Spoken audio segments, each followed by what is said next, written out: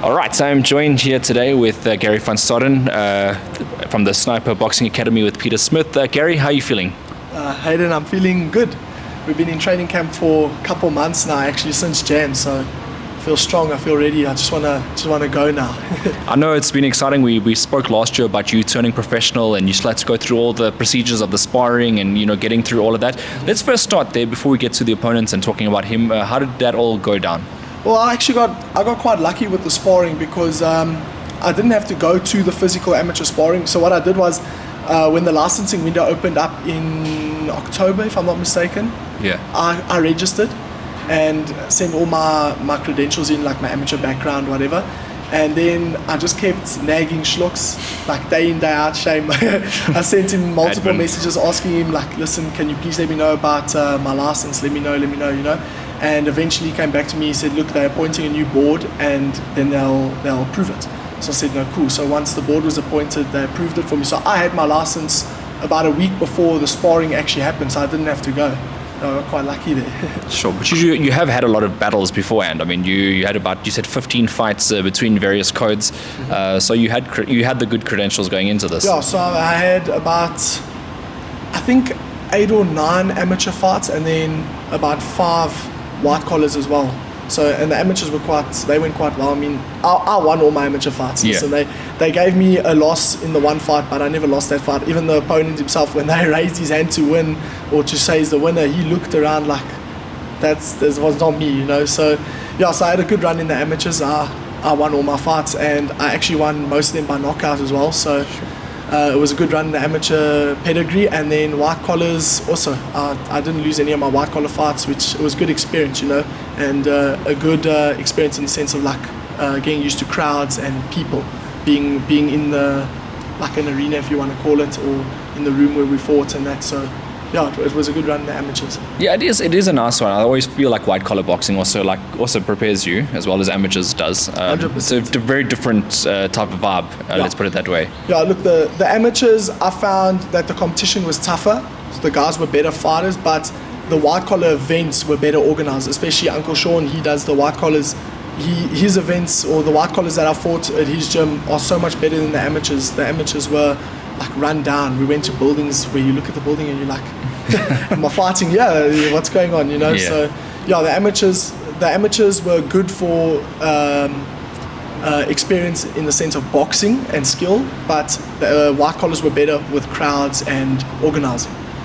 All right, fantastic. So that covers the background story and how you basically, now you're here today, you're fighting on May the 1st, the Reckoning, the big tournament at Sunbed Arena. You must be excited about this. Very excited. I actually got asked a question the other day by a guy that actually interviewed me at Sean's White Collar. He asked me if I'm nervous because of the hype around it and the magnitude of the event. And actually, to think about it myself, I'm not too nervous. I'm actually excited because I would like to think that that I can bring a draw card that's up there with guys like Tsetso, Lindo, Tools, Tabs, Kev, like obviously not now, but one day. So for me, I'm very excited. I've trained hard. I'm not nervous. I was nervous maybe a couple of weeks ago, but the harder I've trained, the more I've kind of relaxed and understood what I've got to do to win and win well. Sure. So yeah, I'm excited. I'm not nervous at all. All right, and let's get to the part of the way it gets interesting, your opponents. Seth van Asvegen, he's coming in against you. You mentioned just off camera that he's reached out to your trainer as well. Yeah. That's interesting. No. What do you make of him? Look, I don't know him, so I won't say anything bad about him. I'm not that type of person. I'm humble, and I would like to think that I'm a kind person, even though we're fighting. So yeah, at the end of the day, nothing personal, just business. And other than that, I can't really say much about him. I mean, I've seen 1 or 2 videos of him fighting in a white collar, but I know that he doesn't have an amateur background, which then again, it could mean something, could mean nothing. In this country, amateurs are really a mess up, like I said. So yeah, nothing bad or negative to say about him. I know that he's reached out to my coach about a couple of things, so nothing serious, but yeah, like I say, I can't say much about him. I don't know him at all. So when you come into a fight like that, I suppose you are prepared for that. You mean amateurs and white collars, you don't really know who you're coming up against most of the time anyway, but 2 pro debuts, I mean, it's equally matched on the day. What do you bring to the table in this one? I think apart from, before I talk about skill and what Pete trains me to do, I would like to say that I bring in. I would like to say my mindset is better. I want to become a superstar in the sport. I don't want to just be a South African champion. Like, I want to be up there, you know. I want to be with the Ryan Garcias, the David Benavides, who's my favorite fighter at the moment. And I want to be like Mike Tyson, Tyson Fury, all those big guys, you know. So my mindset right now, this is just a stepping stone to get to what my main goal is. And you know, that's what makes me excited about it and what makes me relaxed, because I know what I'm going to do in the future. And this is just a stepping stone to get to what I want to be, which is superstar number 1, world champion number 2, WBC world champion specifically. I've seen Peter Smith. He like you, he brings guys up right from the bottom to the top as well. His training methodologies are unique. He comes in with, and result-wise, always gets good results. What do you think makes him? I don't know if you've trained with various coaches, but what do you think makes him different? I haven't really trained with a different coach other than Pete. I've been with him for 5 years now, and before Pete was my father, who taught me how to defend myself from bullies and that in school. So he was my first professional boxing trainer, if you want to say it like that. And then I've had like a couple trainers in the amateurs, or actually one trainer, or 2 actually, sorry. Yeah. So I had 2 trainers in the amateurs, but they were both at the same gym. I'm sure you've heard of Coach Boetie from Huguenot Boxing Club, who's also a really nice guy. Like I had a good run in the amateurs with him in my corner, and that, you know, he was a good how can I explain it? He was a good help to me, you know, to get through the amateur ranks and that, and he supported me.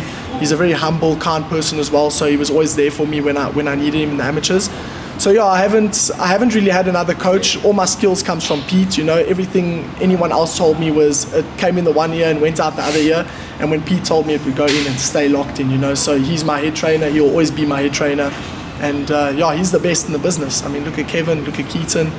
There's no one better than him in this country. So yeah, my one and only. Yeah, and it's not often that I actually take notice of amateurs or white collar boxers, because the channel is very oriented to sort of professional boxing. But I did see a few of yours on Sean Smith's tournaments as well, and he promotes his tournaments really well, so it obviously put your name out there. Mm-hmm. Now that you're coming in with a little bit of like a boost, a reputation, how does it feel like already people know you before you even enter the pro ranks? It's pretty cool, eh?